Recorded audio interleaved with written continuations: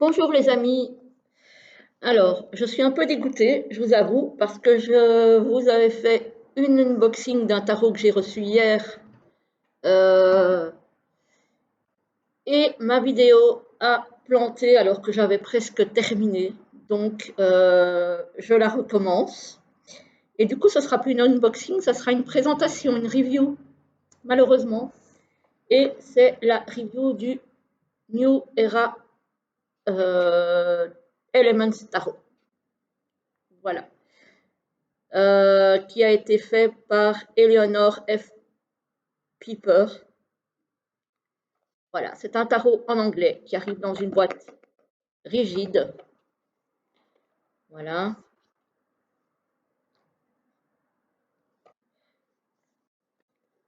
Avec des encoches pour pouvoir ouvrir la boîte. À l'intérieur, c'est blanc. C'est un tarot qui est en anglais. Bon, après, pour ceux qui ne comprennent pas l'anglais, il y a Google Traduction. Pour ceux qui connaissent déjà le tarot, bah, voilà, vous connaissez, vous n'aurez aucun problème pour vous en servir. Voilà le dos. Vous n'aurez aucun problème pour vous en servir. Et voilà, hein, donc, et pour ceux qui ne connaissent pas l'anglais et qui n'aiment pas trop Google Traduction, moi perso, je n'aime pas trop. Il y a des livres qui sont très très bien faits sur le tarot, notamment ceux d'Emmanuel Ligier. Voilà. Alors, on passe rapidement sur le guidebook, voilà, qui est donc totalement en anglais, où il n'y a pas d'illustration. Donc, on a une introduction, on a une explication sur chaque arcane majeur. Donc, on a les mots-clés, on a à chaque fois aussi la correspondance, par exemple le fou qui correspond à l'élément R, par exemple. On a à chaque fois les mots-clés, la signification et puis l'exploration de la carte donc telle qu'elle a été dessinée. Voilà.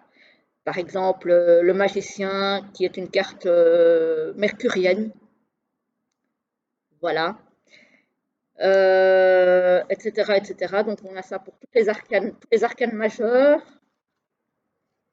Et on a ensuite, pareil pour les arcanes mineurs, on a exactement la même chose. Donc il n'y a pas d'illustration dans le guidebook, il n'y en a pas. Et à la fin du livre, il y a alors l'illustration juste d'un tirage qui est repris sur une carte que je vais vous montrer tout à l'heure. Et je pense que c'est tout. Et il y a l'explication du tirage. Et ensuite, on a à propos de l'autrice. Voilà. Après, elle est autrice et illustratrice. Hein. Donc, c'est elle qui a fait les textes et les illustrations. Alors, le tarot n'est pas très grand. Donc, c'est taille. Je ne suis même pas sûre que c'est taille tarot normal. Après, j'ai pas de tarot pour comparer, mais voilà. Le dos est comme ceci. Les tranches sont neutres. Alors, donc c'est un tarot qui est en sépia et blanc. On a la carte de présentation, très bonne qualité les cartes. Franchement, il n'y a rien à dire. La qualité est excellente. Hein. Et les cartes sont mates et elles glissent très bien. On a le fou, le magicien. Alors c'est un tarot que vous n'avez pas l'habitude de voir chez moi, parce que déjà il est assez sombre. Et en plus de ça, moi qui d'habitude suis dans les couleurs, dans le kawaii, dans le... Voilà, plutôt des choses assez douces. Là, pour le coup, il y a certaines cartes qui remuent, hein. Voire même qui me perturbent et me dérangent. Là, le hiérophante avec le Dalai Lama. les amoureux, le chariot,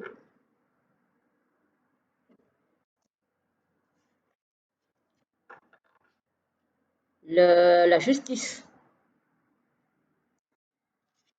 Celle-ci, elle me touche beaucoup, la carte de l'ermite. Contrairement à la carte traditionnelle où on voit un vieil homme avec une lanterne, ici, on le voit avec sa canne. Voilà. Donc, la roue de fortune, la force. Ça, c'est une carte que j'adore. Vous connaissez peut-être mon amour pour les félins. Elle est magnifique, cette carte. Le pendu, la mort. D'habitude, la carte de la mort, les crânes, je suis pas très crâne. Mais là, franchement, je la trouve magnifique.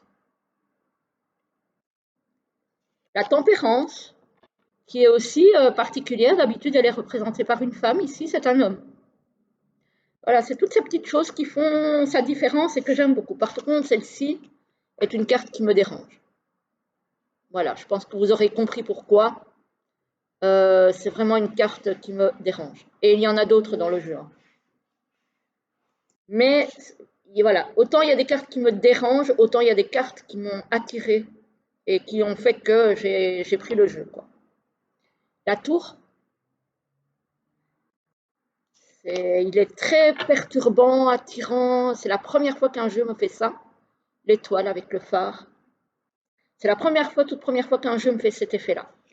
Il me dérange et pourtant, la lune, elle est très belle. Le soleil, le jugement, sont des cartes très fortes, je trouve, au niveau des illustrations.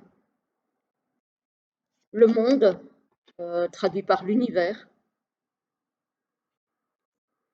Alors, on arrive dans les suites. Ici, on a la suite de feu, donc de bâton. Et on a à chaque fois des mots-clés qui peuvent différer des mots-clés du tarot classique. Ça aide justement un petit peu, je trouve, à avoir d'autres significations.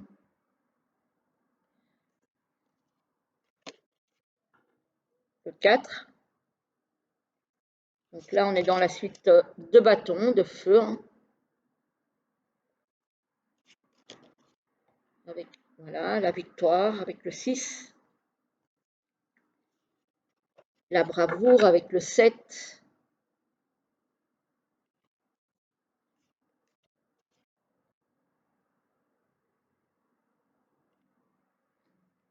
Ici, on a la notion de rapidité avec les voitures de course. Donc ça, ce sont des illustrations assez modernes. La puissance.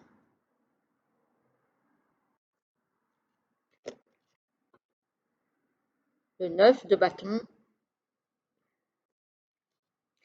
Et les cartes de cours que je trouve magnifiques. Alors ici, le page de bâton a été renommé la fille de feu. Le fils de feu. La reine de feu. Les regards, les expressions sont magnifiques.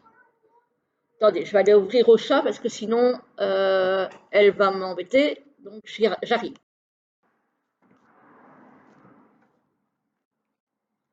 Alors, ici, le père de feu. Je ne sais pas, moi, c'est surtout les cartes de cours qui me touchent énormément. On arrive dans la suite de l'eau, donc les coupes. Avec l'as, le 2, magnifique. Je pense qu'il y en a certains que ça va étonner de voir ce tarot chez moi. Parce qu'effectivement, je ne suis pas trop coutumière de ce genre de jeu. J'aime pas en général les jeux en noir et blanc. Donc je n'en ai pas. Celui-ci est plutôt sépia. Et je dis, il y a des illustrations qui vraiment m'ont énormément touchée et qui ont fait que je ne pouvais pas passer à côté de ce jeu. C'est voilà. La carte de l'illusion avec des chameaux, des dromadaires plutôt, dans le désert, où effectivement on peut avoir l'idée de mirage.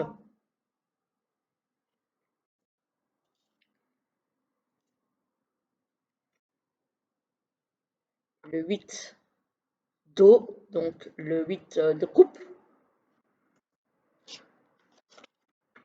Le 9, le 10,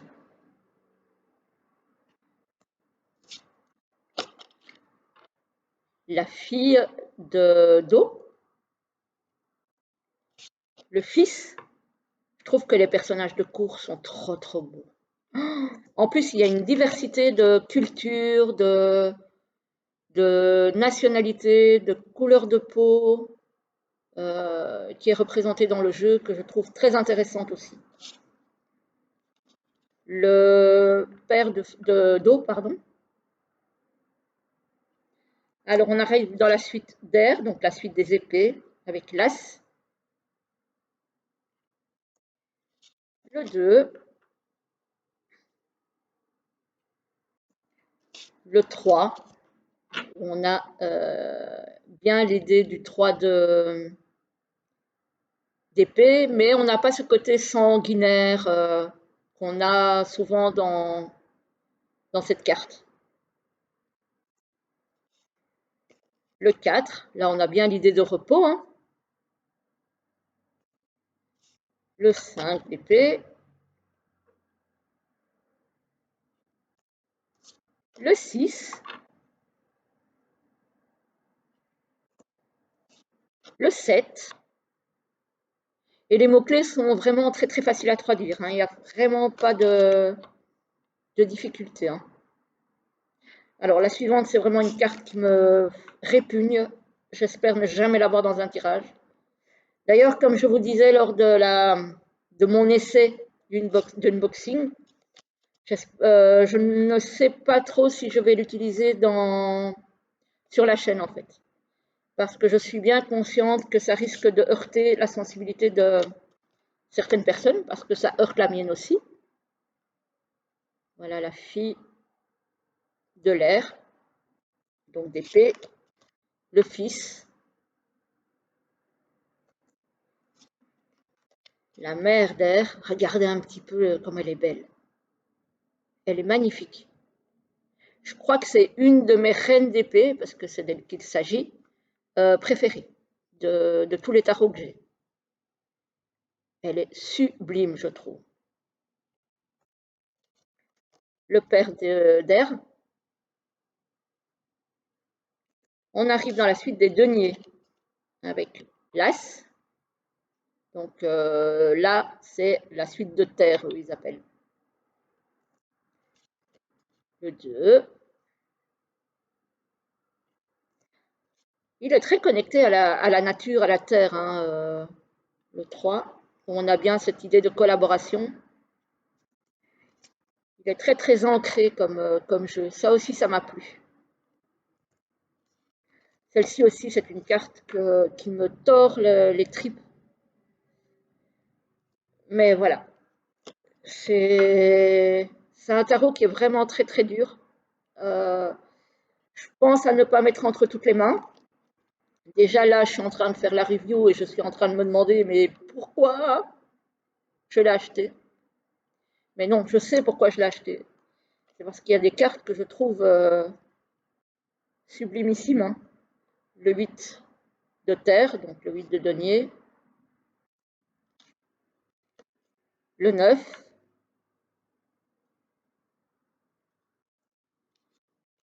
Le 10.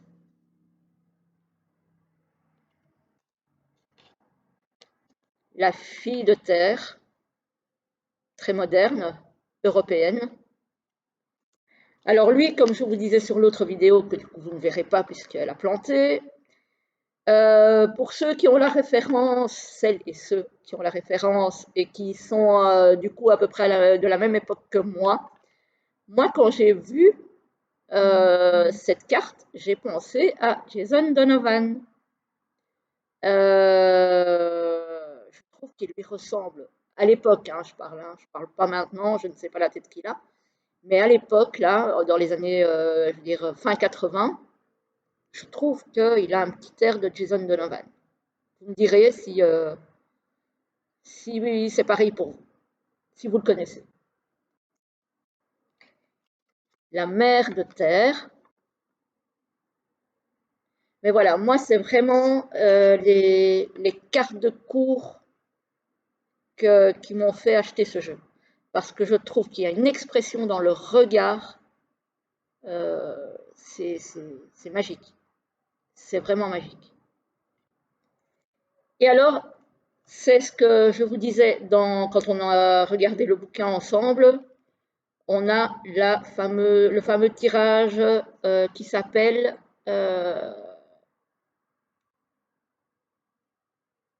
bah, c'est en fait le tirage de la situation. Donc, on a les obstacles à surmonter et on a à chaque fois comment les surmonter et la solution. Donc, voilà. Voilà, voilà. Donc, tarot qui remue énormément. Voilà. Donc, je vous remontre le dos. Et le prix, je l'avais regardé tout à l'heure, évidemment, puisque j'ai déjà tourné une vidéo. Il était à 25,66 € sur la plateforme célèbre là où je l'ai acheté. Voilà. Et je pense me souvenir qu'il n'y en avait plus beaucoup parce que je me suis dépêchée de l'acheter. Je crois qu'il en restait 3 après le mien. Donc là, je ne sais pas combien il en reste. Il ne doit pas en rester beaucoup. Donc ceux à qui ça intéresse, dépêchez-vous parce que je crois qu'il n'y en aura pas pour tout le monde. Voilà, voilà les amis, j'espère que malgré tout, même si il est un petit peu dur, ben, il vous aura quand même, la vidéo vous aura quand même plu, hein, je l'espère. Je vous retrouve très vite pour une prochaine vidéo. Je publierai fin de semaine le vlog sur mes jeux d'été, soit de vendredi, soit de samedi. Je vous retrouve demain soir à 21 h pour un live cartomancie où vous pourrez me poser les questions qui vous préoccupent et où j'essaierai de vous répondre du mieux que je peux. Voilà, voilà, je vous laisse, je vous souhaite une très très belle journée et je vous dis à très très vite. À bientôt.